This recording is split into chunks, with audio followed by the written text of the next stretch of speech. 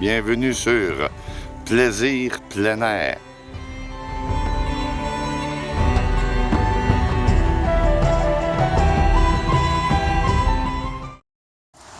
Bonjour tout le monde et bienvenue sur Plaisir plein air. Aujourd'hui, je veux partager avec vous la façon que j'ai développé mon hamac pour quand je pars en expédition ou quand je vais faire un bivouac en pleine forêt. Ce que je vais vous montrer aujourd'hui, c'est la façon dont la première fois je le monte et que je fais des ajustements dessus. Ces ajustements-là seront par la suite permanents, ce qui permettra la facilité du montage et surtout la rapidité de l'installation en bivouac. Pour ce faire, pour monter la première fois, vous aurez besoin d'une corde qui va servir de faîtière, dont on va faire les ajustements. Deux cordes, deux fixations avec deux courroies pour les attaches aux arbres. Pourquoi les courroies noires? Parce que ça répartit la charge, ça blesse moins les arbres. On va avoir besoin de deux piquets. On va avoir besoin de deux mousquetons. Bien entendu, la bâche.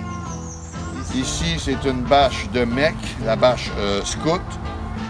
Elle fait 2,1 mètres sur 2,9 mètres.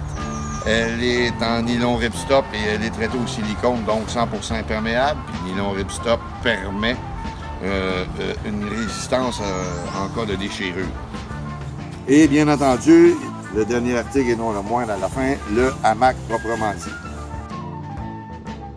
Je place ma sangle, tout simplement, et je vais lui glisser ma corde.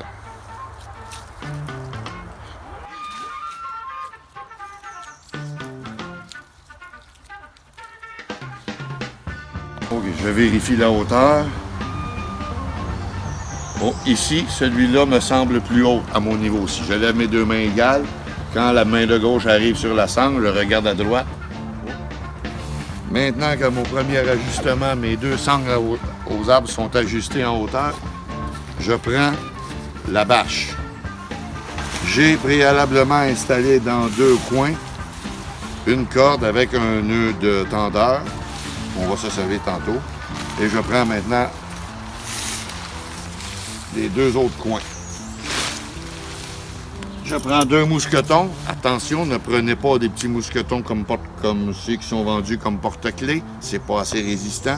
Ça, c'était à l'origine, j'ai acheté dans un matériel d'escalade et ça servait de dégaine.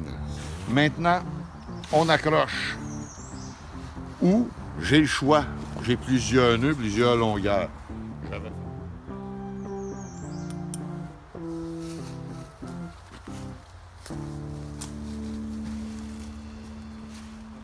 Donc, je vais le tendre au maximum tout de suite.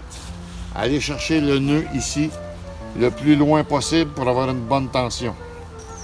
Une fois ça fait, je vais basculer à l'envers pour vous le montrer. Je vais travailler sur le côté. Je vais poser la faîtière. Le but de la faîtière, elle va être attachée dans le mousqueton. Elle est reliée à l'autre. C'est d'absorber la tension qui est faite sur la toile.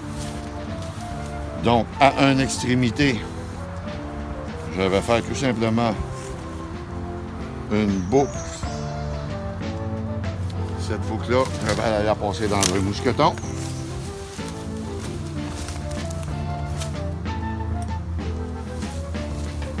Et je m'en viens ici. J'ai passé la corde et j'en ai encore beaucoup. Je vais aller ici me faire un nœud de tendeur. On fera probablement une vidéo pour expliquer les nœuds juste en détail. Mais un nœud de tendeur, c'est un nœud qui a la propriété de sous tension de résister et lorsqu'il n'est plus sous tension, de glisser.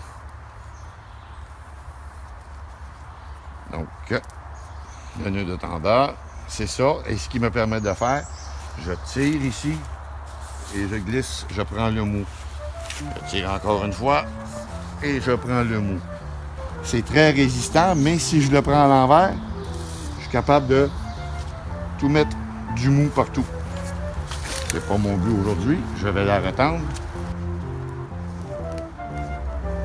Et voilà.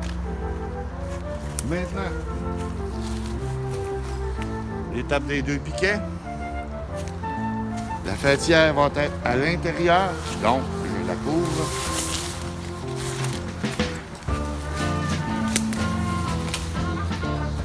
Je prends mes piquets.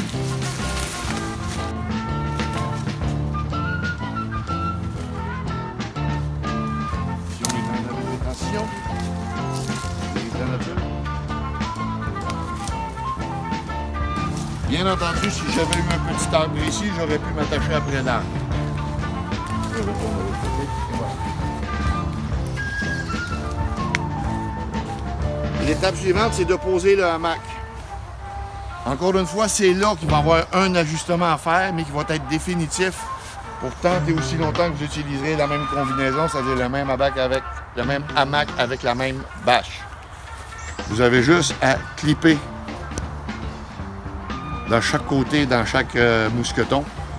Et votre hamac est installé, on l'a ajusté une fois, la longueur des cordes nous a permis de le centrer et on a ajusté la hauteur qui nous convient ou ce que nous autres on est confortable. On clipse, ça prend 30 secondes.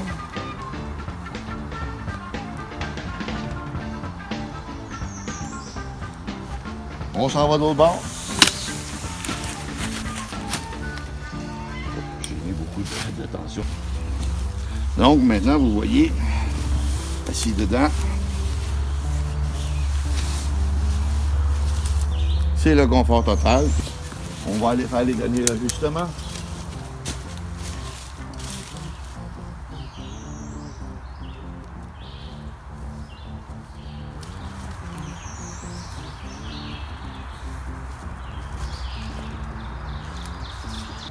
Bon, ben, c'est ce qui met fin à la présentation de mon hamac, les premiers ajustements.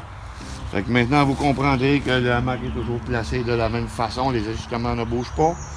Deuxième avantage, on commence par installer la bâche, ce qui garantit que le hamac demeure au sec. Le troisième avantage, la rapidité d'installation.